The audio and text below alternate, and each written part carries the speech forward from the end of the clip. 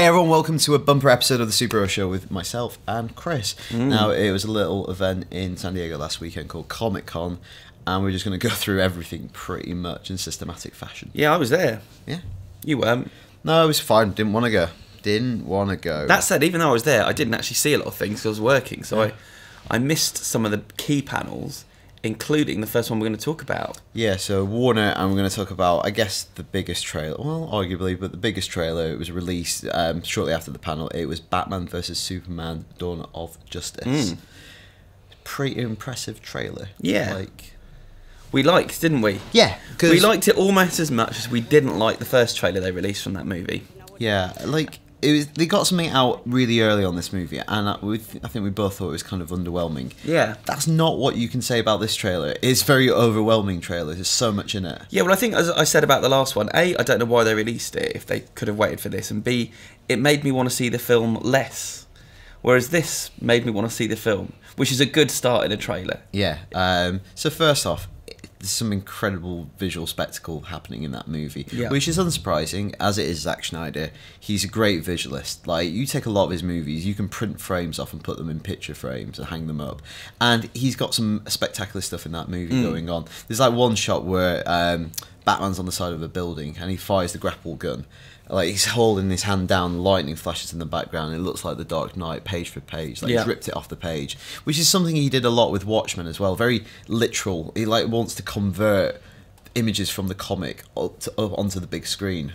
But it's no surprise that it looks very impressive. Yep, and we're starting to get an idea of all the characters and how they're going to fit into the story as well. So we got our first look at Wonder Woman, and it was really interesting seeing her in all her different guises and secret, where she'll fit into the story. And I don't know, it gave me a sense that maybe it might not just be Batman v Superman, it might be Batman and Wonder Woman v Superman. Yeah. That it might, to even it up a little bit, is she'll not only have a romance with Bruce, but maybe team up with him in some way, shape or form. Yeah, I think there's lots of...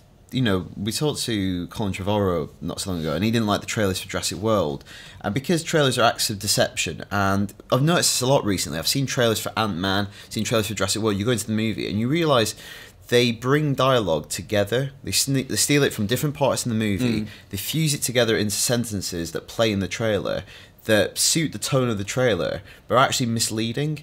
There's a line in the movie, in the Batman vs Superman trailer, where...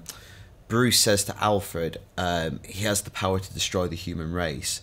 And then it kind of transitions into what sounds like the next part of that sentence, which is, we need to destroy it.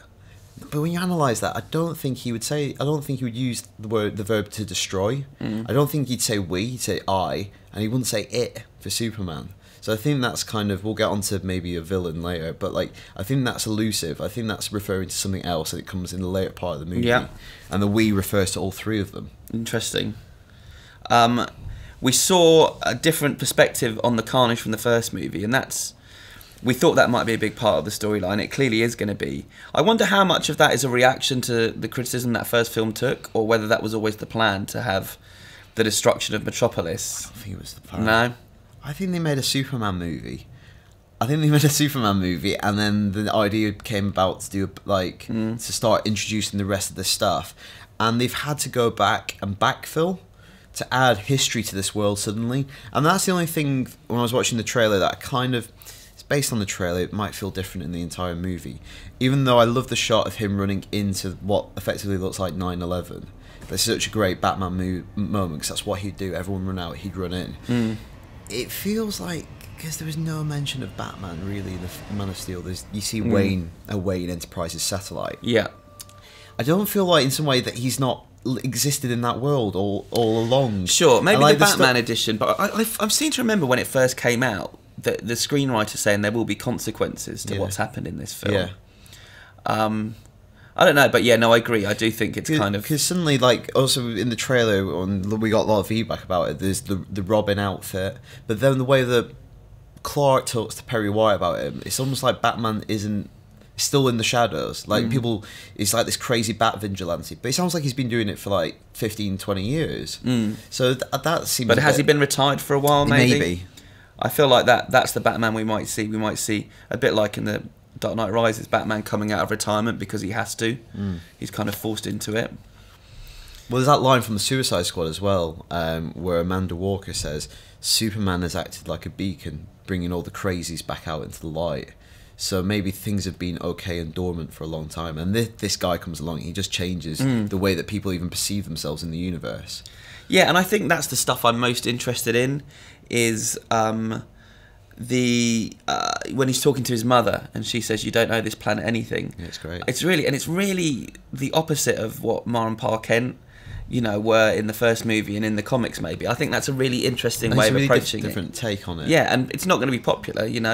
The way some of the things he said in the first movie weren't particularly popular with fans, and I think this is the same. But it just, I don't know, it makes it a much more complicated relationship he has with humanity.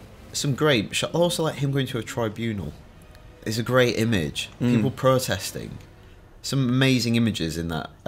Actually, got an email very late, but didn't print it out in time. But somebody made the point that Superman doesn't speak in the trailer. Clark speaks, but Superman's silent. Interesting. I don't know what that's saying, but it's just kind of interesting that he's he's at the centre of everything. Yeah. But he doesn't have a voice in that trailer. So how does Zack Snyder tie this all together, though? That story, we think we might have got a glimpse of Aquaman as well. There's that scene in the kind of desert. All the desert stuff's weird, isn't it? Like I would assume that's a dream sequence. I wonder if that might be Wonder Woman's home island, though. I wonder if there's got to be some reason that she's come. I don't know what that Superman army is all about. That seems like the thing of a nightmare. Like Batman fearing the worst about this man. In the background, it looks like there's some kind of Greek ruins which would tie it in with that island. But no, I mean, it's going to be interesting. Yeah. He's wearing a crazy outfit in that one as well. Yeah, like a new kind of bat look. So how can he tie it all together? Because we started this conversation by saying he's a great visualist. He's maybe not the best storyteller, and obviously he's grappling with lots of story elements here, lots of characters, lots of threads, things to set up. But they've got David S. Goyer, who's been doing this stuff for a while, and also Chris Terrio as well. I wonder if it'll be a 6-hour movie. I think maybe that's how he does it. Yeah, because we saw Zod's body. We saw, you mentioned Robin. Like, is there going to be talk of old Robin and new Robin? We haven't even talked about Lex Luthor as well, and the way he says the red capes are coming up. What's that? What are the red capes? Who are the red capes? I think it's a Civil War reference, right, to the redcoats, right? And I think he's maybe just. I don't think. But I wonder if that's what the militia with the Superman insignias on their shoulders are. I mean, maybe not. Maybe that's what I thought as well. But like, if I've in my mind, I've just isolated that as a dream sequence, because if that's an actual thing that happens in the movie, then you're right. It has to be 6 hours long. But there's another scene where he's walking down the corridor and they're all kneeling, and that's the people in the same outfits. Because this is the thing. Because there was actual imagery remember in the first Man of Steel, there was loads of weird stuff like him in the trailer where he's like getting buried in skulls, and in the actual movie that turned to be a dream sequence, because Snyder likes doing like crazy visual stuff, and obviously dreams are a great way to get away with doing that stuff without consequence, and actually just a quick way of setting it up. I'm wondering if Lex is going to work or if he's not, though. I wonder if, because he's playing it pretty broad and it's quite. It could be like an inspired take on Lex Luthor. It could be just like that's a bit annoying, isn't it? Yeah. Wacky Lex. I think you've basically with his wacky wigs. I think you've basically hit on the head. That could be okay, or it could be a bit annoying. But I also really like the idea that Gotham and Metropolis are next to each other. I think that's really interesting. Yeah. For the future of these franchises. Well, it's just cool, like this, the city of the haves and the have-nots right next to each other. Yeah. Across a bay. Okay, so lots of feedback, as you can imagine, on the Batman vs Superman trailer, and also some stuff we haven't yet got on to talking about. So, 2 emails along similar lines. So Simon Hamilton has said, I've watched the trailer a few times now, and one thing is for certain, and that's that Lex is clearly the psychological villain in this movie, but one thing I notice is a physical villain. As much as Lex is a threat, I can't see the Holy Trinity joining up to take him down, which makes me think that DC and Warner Brothers are due to unleash Metallo into the DCU, as we know Lex has his hands on kryptonite and knows how to create power armor, so he could create the powerful villain to go after Superman. A link to that as well, just quickly, is Logan's written, and it says, I'm sold on Jesse Eisenberg as Lex. I have a theory. I can think Doomsday is going to be in the film, although many people think he would be better for a Superman sequel. He's mainly just a fight scene character, nothing more. I think in this film, all the heroes will be against one another, and Doomsday could be the perfect threat for the Justice League to be formed. Interesting. Yeah, I think my favourite bit in the trailer, though, is when Superman's kneeling before Lex. That's really great, isn't it? Yeah, that's really cool. This is from James Hare, who says, just watched the fantastic new trailer for Batman v Superman. I've always leaned more towards DC than Marvel, however the new DCU hasn't really grabbed me yet. I like Man of Steel, although it is clearly flawed, but Suicide Squad so far looks embarrassing. The new BVS trailer, however, has given me new hope, and has completely solved the idea of Ben Affleck as Batman to me. Do you think Red Sun will be a big influence as well as DKR? My theory is, seeing as Superman is seemingly so hated in the US, now post Man of Steel, after saving the Russian cosmonauts in the exploding rocket, does he defect to Russia? This could explain the soldiers with the House of L logo, plus Batman is Batman cough-inspired costume. Thoughts? That's the Mark Miller comic, Red Sun. I don't think it is. I think in the trailer it seems like they've set him up as very much a global hero. There's the scene, like, it seems to take place like Mexican Day of the Dead, where everyone's touching him. There's a bit where he's floating, and it looks like it's maybe in Asia. There's like a tsunami. So I think with that, probably more than anything, is shorthand for the fact that he's become a global force. He's not restricted to Metropolis. He's saving people on a global level. Maybe they're riffing off some of that stuff, but I don't think it's going to be a main plot point. A few more plot lines to just add in. Just got to do that bit. And this is from Alex Lutkin, who says, just a quick email to mention how awesome the new trailer looks for BVS. But I thought Man of Steel trailer was good, and I feel we all got burned there. I just want to mention the Robin suit with the clear Joker graffiti on it with the words, haha, the joke's on you, Batman. Obviously, this is highlighting the Death in the Family storyline, where Joker appears to kill Jason Todd, the second Robin. However, people who have read Under the Red Hood, Jason Todd is not dead and returns as the anti-hero, the Red Hood. I believe the Red Hood will be the villain in the solo Batman movie. Interesting theory.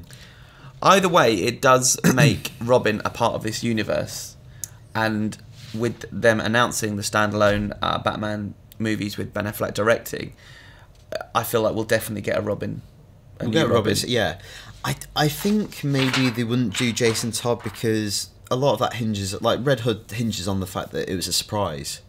You know, people were complicit in Jason Todd's death because DC asked people to vote whether the Joker killed him or not, and famously it narrowed just a handful of votes that cast the decision one way, and then for him to come back as a surprise villain, I wonder whether it would have that same impact.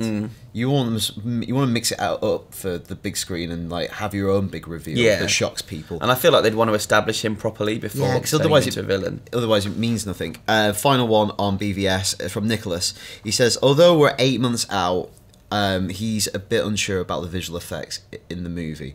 They will hopefully improve, but I thought some of the fight scenes looked horrible. Gave me jarring Man of Steel flashbacks. Whenever there's dynamic movement going on with fire or grappling or fighting, etc. in the trailer, it all looked pretty terrible. But other than that, I have to say my mind has been changed. I'm on board and excited for this movie. Wow, so you're ending with a real negative. Well, no, positive at the end. I'm on board. He thinks the fights look rubbish. No, but I'm going to end with a positive. I'm going to bring it back.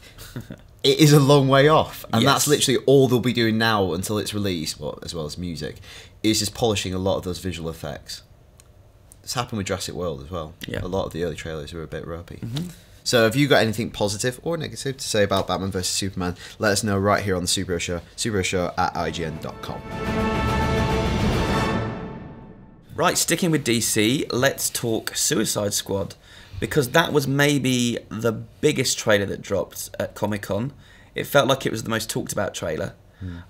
It was certainly big on our site. So, love it or hate it? Where are you at with this one now, Dan? So I watched it. I watched the cheeky leak version. Yeah, if you've seen it. If you've seen it, and then obviously they begrudgingly released it officially in HD, and obviously you could see way more and appreciate it way more. I'm still very reserved on the overall film and what it's going to be, and I'm unsure of it. But I actually quite like the teaser trailer. I think a lot of that is to do with I quite like the way it's shot. Yeah. I like the look of the characters on big screen, because we said it all along, hold back until you see them in action, lit properly. Because a lot of superhero costumes look terrible when they're like caught on, you know, when they're not lit properly. And I think the choice of song makes it a much cooler trailer. That said, I thought some of the dialogue was atrocious. Like, I threw him in a hole and then I threw away the hole, is one of the lines. What are we? Some kind of Suicide Squad? That's a particular favourite. And also, I just kind of worry for the overall structure of the movie, because even in that trailer, it looks like you get a origin story for Deadshot, Harley Quinn, and Enchantress. I wonder if maybe the structure of the movie, this could work. It's not necessarily a bad way of it going about it. If it's one mission, and then throughout the film you get like inserted flashback origins for each one, could work if that gives you some character moment. But I'm otherwise, not sure if you it could could do be that over the course of a whole movie. or you pick like your 3 favourite main characters. But otherwise, that's quite messy. But I think that's the first half of your movie, and then the second half is the full on the end of the mission. Otherwise, I just think it's too disruptive to that storyline. But yeah. So you liked it, but with reservation. I like the trailer. I'm still. I think it's a cool trailer. Yeah. I'm still reserved about the overall film. You see, the trailer didn't make me that excited, and I couldn't understand why there was such interest in it. But then I compared to Batman v Superman. But I guess the point is, this is the first time we're seeing a lot of really beloved characters on the big screen. It's new, they're all new, pretty much, aren't they? You know, there's a brief glimpse of Batman, but yeah, in live action movies, this is the first time you're seeing Killer Croc and Enchantress and Deadshot and all these people. So I don't know. I wasn't overly excited, but I quite like David Ayer's filmmaking style, and we didn't really get a sense of the action in that trailer, and I think he can really handle action. So I think I'm in with reservations. Yeah, definitely. Is there anyone that you thought looked particularly good in the trailer? Not really. No one kind of, apart from Harley Quinn, I guess. I like what they did with her. I mean, there was a lot of Silence of the Lambs influence in that trailer. Not just her. There was like Killer Croc was wearing the Hannibal Lecter outfit. She's in the cage. Yeah, it was also strange. I think we mentioned this on the show before. Perception changes because of casting, even though I imagine the script was locked down. But Rick Flagg's character, he's really buried in that trailer. Whereas I think if it was Tom Hardy, he probably wouldn't have been. I think he would have been a bit more foregrounded. Well, he's the leader of the Suicide Squad, but that trailer gives you a sense that Deadshot Will Smith, the big movie star in the movie, will be the lead. So it'd be interesting to see how that pans out. Yeah. I wasn't sold on the crazy mask people that kept popping up. There's a bloke with an eyeball. Big eyeball. And the bloke with the goat for a mask. And quite like the fake Batman as well. I mean, it's going to be really weird and out there compared to like Batman v Superman, because obviously they're going to be in the same universe with Batman connecting them, but like one looks much kind of broader and weirder and surrealer than the other one. But they're going for that. We said this before. They're going for a thing. Yeah. They're making a film called Suicide Squad, and it looks like it can be. Sure, it's still going to be a 12A, but they're even though it's not, maybe it's less realistic than Nolan's universe, because obviously you've got Killer Croc in there. So you're breaking from that kind of reality principle a little bit. But it's still pretty dark and of that kind of mould. So very different to what Marvel's doing. So I think it should be celebrated. It's going to feel like a very different thing. Yeah. They kept Joker in the shadows for much of it, but we got a couple of good looks at him towards the end of the trailer. Yeah. What do you think? I need to hear a bit more of the voice to really make a judgment, but I think I quite like what he's doing. I quite like the kind of growl. I know Ledger did it, but it feels a bit different. Obviously he looks insane. Still not a great fan of the tattoos, but looks better in motion. Yeah. And it is a different thing. Yeah. Would I have rather seen him like all powdered up again? Probably not. Seen that 2 times now. The shirtless thing works, I think. Yeah. That gives you a like real... the purple surgical gloves almost. That was pretty creepy. Yeah, and he got a couple of good lines at the end of the trailer that kind of teases at something deeply unpleasant. I mean, you thought it was Harley Quinn that he was torturing. Yeah, so I thought that was maybe her flashback of her breaking him, because in Mad Love, she's his assigned psychiatrist, and he breaks her over a period of time. And I wonder, in that trailer earlier on, you can see her as Dr. Quinzel strapped down into a gurney. Yeah. And it looks like he's going to break her. And he's like, I'm not going to kill you, I'm just going to hurt you. And he's going to break her psychologically to the point where she's infatuated with him. And we got Batman on top of a car. Yeah. Very shiny car with his exciting. CGI cape. Yep. Oh, is it? Yeah. Because like when they were shooting it, he didn't have a cape on. And it's all animated. But yeah, it does seem to have split people in comments on the site. Even people within our office, people are either really excited about it or like... It's interesting when those people have conversations like, what do you not like about it?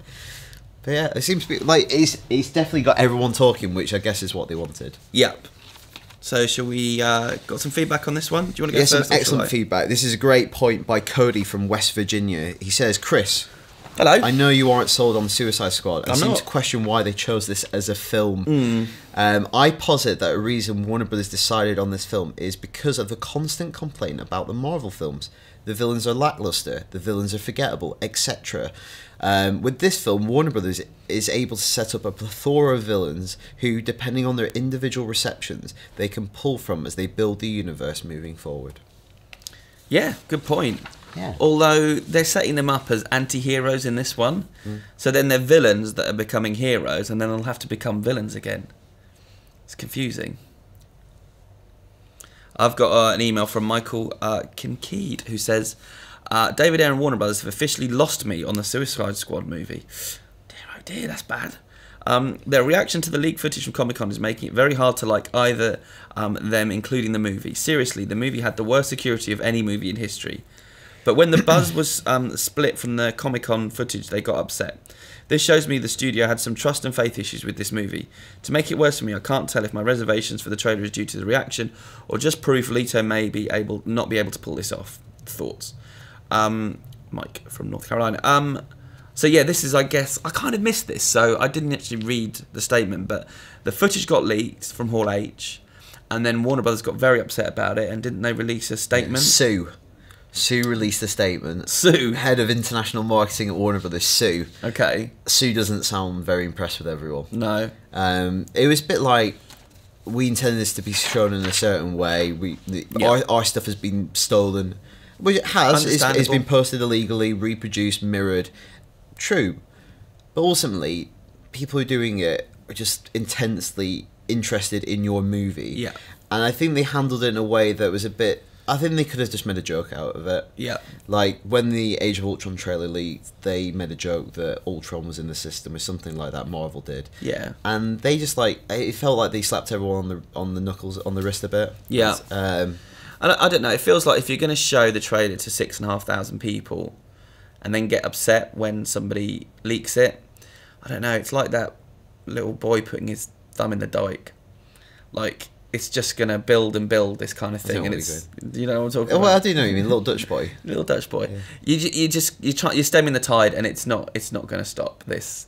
Once you've shown it, this is out there now, and so I think the studios really need to think long and hard about how they handle this kind of access they're giving people to their films at Comic-Con, because I mean I was there for the Fox panel, and you've got to turn no phones off, phones down, no lights on your phone, computers shut.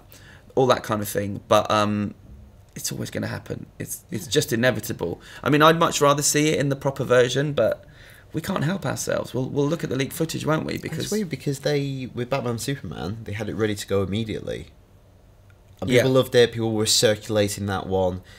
I don't know. Maybe either don't show footage or show footage that you're prepared to put online to have everyone have it ready. Judge, So we kind of touched on this already, but it's worth reading out. This is from Tim Haytham. What if the two big DC trailers we just saw were actually tied together?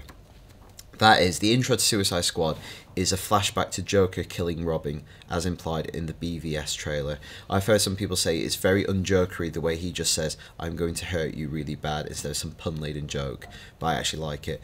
But he does actually kill him in the end. And from Joss Mater says, I've seen the Robin statue costume in the Batman v Superman trailer with what looks like the Joker's spray-painted message on it. We know that Robin exists in this universe.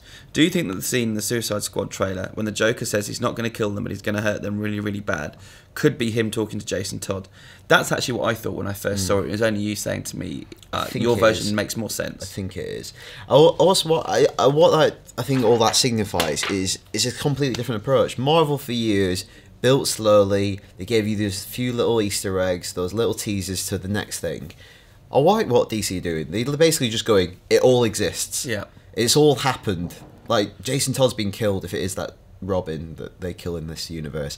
Wonder Woman's there. Everything exists, and they're just going to proceed like that, which is cool because they don't have to we don't have to get teased over years. It just all exists. It's nice. It is nice. Yeah. What do you think about Suicide Squad? Are you yay or nay for that trailer? Let us know at the usual address, superheroshow@ign.com. So Marvel Studios might not have been at Comic-Con officially with their film stuff, but Marvel had a big presence through Fox at the show. They had Fantastic Four, Deadpool, and Apocalypse. And you went to the Fox panel. I did. The Fox panel was weird and awesome and awkward and impressive. But yeah, there was some, obviously they showed Deadpool footage, but we're going to talk about X-Men Apocalypse first. And none of this stuff has been released officially. Obviously we've got a new Fantastic Four trailer that's out very soon, but none of the stuff that's a bit further out. I've kind of seen the Apocalypse footage because it is doing the rounds online. I liked what I saw. I was really impressed. Yeah. I liked the tone of it. I liked the introduction of some of the new younger characters. They all look good. They've since released stills of their costumes, which, I don't know, some people have been hating on, but as the footage went, it looked good to me. Yeah, again, I think it's that thing in context, it looks better. And also, this is the 80s. I quite it's like... the 80s, it's 1983. I quite like they're embracing the fashion of the time and incorporating that in the costume. And I reckon they could... Because Singer also teased that they've been toying with the idea of doing the kind of classic 80s Jim Lee 90s animated cartoon elaborate costumes for a while. Yeah. And almost like within any other context, any other era, you would just reject them. In that 80s setting, they could work. Yeah. I really want to see that. Yeah, no, I think it all looks... I think it's looking really good. Like, I'm super excited. You know, I've really liked this new iteration of X-Men on screen. I think they're kind of they're finding their way, and I think this one could be the one. You know, with a really cool, interesting villain in Apocalypse. We already said that we like the actor who's playing him, and this is our first chance to see him in action. The whole trailer was mainly his voiceover, really. It's really smart VO as well. Yeah, and it's really interesting. Nice him sort of talking about his history. He says that they talk about the fact that he's the first mutant. He's an ancient. He's been called. I wrote down some of the quotes. I've been called many things over my lifetimes. He was there to spark the fire of man's awakening, to spin the wheel of civilization. You were all my children, but you're lost because you followed blind leaders. And then he's sort of more angry towards the end of the trailer, and he says everything they've built will fall. From the ashes of their world, we'll build a better one. And it's really ominous, you know. This is the language of the Bible, you know. Yeah, because he says I've been called Krishna and Yahweh, and it's almost a counterpoint to the Superman, who's just appeared and revered as a god. He's been there since the dawn of man, and has effectively been perceived by different cultures as a god over time, and now he's just grown to detest the people that have worshipped him. And we really so cool. And we really got a sense of his power. His power is the power to control minds, and Professor X is genuinely terrified. He gets into his mind and says, "I've never felt power like this before." And you control everything. You see him kind of slam Professor X in his wheelchair across the room into a wall. And it was really interesting. Oscar Isaac. I mean, there were so many people on that panel to talk that no one really got a chance to really say much. But the brief things he did say, or Bryan Singer said, was that they see him as kind of a cult leader, which was really interesting. That his power is to kind of persuade people, which I guess Magneto and Professor X have tried to do along the way, but like with him it's really pronounced. He kind of figures out what people's weaknesses are or desires are, and that's how he kind of gets them on side. That's interesting, because for so long X-Men comics, and obviously the films have really tapped into this very openly, is this idea of two different ideological viewpoints on the whole mutant issue. Yeah. And then this third viewpoint comes along, this third figure who is almost more tyrannical. Yeah. That he is like, where both Eric and Charles can be reasoned with and they can still identify with each other's viewpoints at times. This guy is just the third way. Yeah. And he's like positing this final solution. And I always want to know where Eric's at in these films because obviously he's my favourite character. Amazing. And in this one, Fassbender just said it kind of under his breath, but like he said he's trying to lead a normal life and fall in love, or words to that effect. So do we have romance for him? Is he trying to settle down? And if so, I fear something tragic is in his near future. Yeah, and also that's interesting because I wonder if they are going to just sidestep it as him maybe being Quicksilver's father, as he is in the comics. I think maybe they are just going to fudge that and not have that be the case. Yeah, and he could father other mutants that appear down the line. But I think what they do with the X-Men movies is so good. Like what we call it now, the First Class trilogy, or the prequel trilogy. I think the first two movies, I love First Class, love Days of Future Past, and I think they've got some amazing actors involved with these movies. Like look at the cast, it's brilliant, but also like some real acting heavyweights. Yeah, and like not that the Marvel movies have a lightness to them. DC are going super dark. I think these have a lot of gravity to them. There's they're dealing with big themes as the X-Men comics have always tried to do for a long time, but there's a real heaviness to them. There was one question mark I had though, which I can address via this email from Adil Zubar, who says, I watched the X-Men Apocalypse San Diego Comic-Con panel and I was shocked that Hugh Jackman never stayed for the panel. Then I saw the Comic-Con trailer and he wasn't present in that too. Is he even in the movie, and has it been confirmed if he is or not? It would be such a shame, and that would mean X-Men Days of Future Past was his final most significant role in an X-Men movie. His absence could be to phase out Hugh Jackman and get a taste of what X-Men feels like without Hugh as Wolverine. What do you guys think, and is he confirmed to be in X-Men Apocalypse? So I'll be honest with you, it was really, really confusing because the panel started with him coming on, and it was kind of this awkward thing where he just wanted to say thank you to everyone for supporting Wolverine and like making his career, and then Bryan Singer came out. I can't remember the order of it, but they showed his initial audition tape, which is really great, and they actually have the moment on tape where Bryan Singer tells him that he's got the job. Wow. Because if you know the story, he was so desperate for that job, and he really went all out to get it. And yeah, they only unearthed it last week, so it was the first time he was seeing it since. Career. Yeah, totally. But then Singer brought out the rest of the cast of X-Men Apocalypse, which was full of new people, and then like didn't tell Hugh to lead the stage. He was kind of standing there awkwardly, and he was like, "What do I do?" And it really felt like they were setting up this moment where they said, "Oh, actually, come and sit down because you're in X-Men Apocalypse." Yeah. But he just said, the last time, I've got one more film in me. It's the next Wolverine movie with James Mangold, and then that's it. I'm hanging up the claws. So it was really confusing, and he didn't walk off stage for ages. And then he says, "Shall I stay?" And Bryan Singer's going, "I don't know. Yeah, you can stay." And then he says, "There's no chair for me." And then he's like, "Someone get him a chair." And no one got him a chair, and he's like, "Well, shall I sit on someone's lap?" And I think Jackman was like, Nick Holt said, "I will, sit on my lap," and then he said, "I want to sit on Jen's," and he sits on Jennifer Lawrence's lap, and Bryan Singer says, "Oh, I was hoping to sit on my lap." Like, it was quite funny. That's why you're getting that job.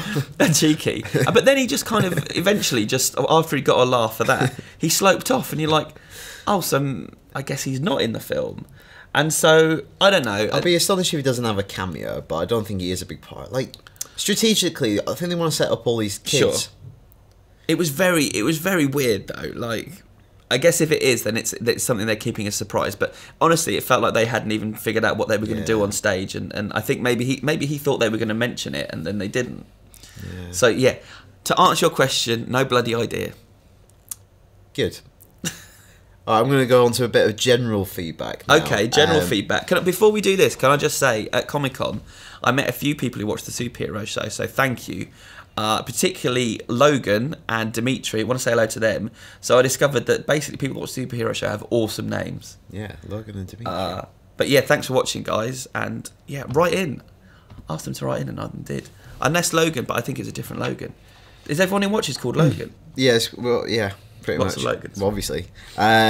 This is Salam from Croydon. He's written in. It's my This is my hometown. This is a really good suggestion. So I think a good way to introduce Doctor Strange in his own movie is to have it begin with a flashback to that day where it all changed in the MCU, the Battle of New York. We see Stephen Strange taking the wounded civilians from the crossfire of the battle, while explosions and sounds of battle are in the background, and maybe even the hospital itself is getting bombed by the Chitauri. Then there is an explosion that injures Doctor Strange, and specifically his hands. The reason why I think this would be a good way to introduce him is because other than the Avengers, we've only had references to the Battle of New York in other films and not seen it from another person's perspective. It's almost a little bit like Bruce at the beginning of the Batman vs Superman trailer. I really like that idea of like, imagine the film started and he's going to work and you don't realise it's a flashback, and then it all turns and you realise, you see like one of the big space aliens, like slugs things coming through a portal, and you go, crap, it's that moment, and it just turns. And that's a really cool way of embedding him.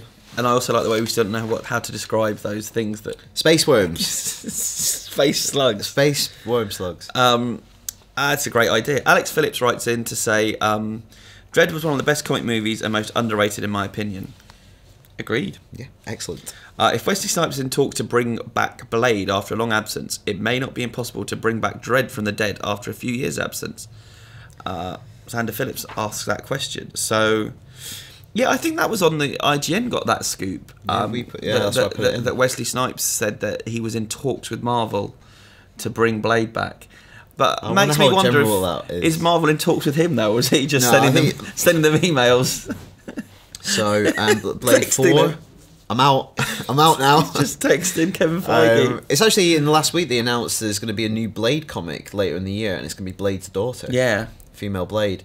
I think if they were going to do it, they'd probably do something like that, not bring back Wesley. Yeah, he could be old Blade and have a young Blade. But I think if Doctor Strange is a success and people like the horror tinged Marvel, we could see another Blade in the near future. So, Xander, we spoke to Alex Garland at length on this subject a few months ago when Ex Machina came out. So have a look at that. He was very down on the idea and he just didn't think it was possible. And I think the difference you've got here, because we'd love to see Dredd back as well, is that Blade was a success. Apart from Blade Trinity, those films were popular. Dredd was not a success financially. They need more money to tell the story that they want to tell in the second and third movies, not less.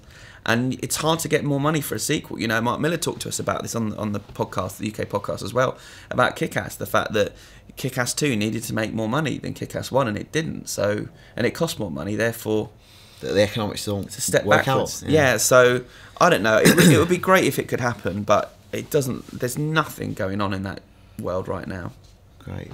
Oh, cool. So that's it for feedback this week and for the show itself. If you've got anything you want to tell us about, ideas for future shows, stuff we should be watching or talking about, let us know. superhero@ign.com. And until next week, for everything Marvel, DC and all the rest, stay right here on IGN.